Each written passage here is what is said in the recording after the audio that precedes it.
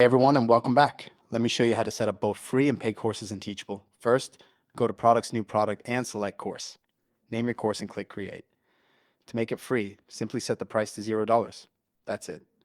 Students can enroll instantly without entering payment details. To make it paid, enter your desired price in dollars. You can also offer payment plans. Under Pricing, click Add Payment Plan. Set a down payment and monthly installments. Teachable supports multiple currencies.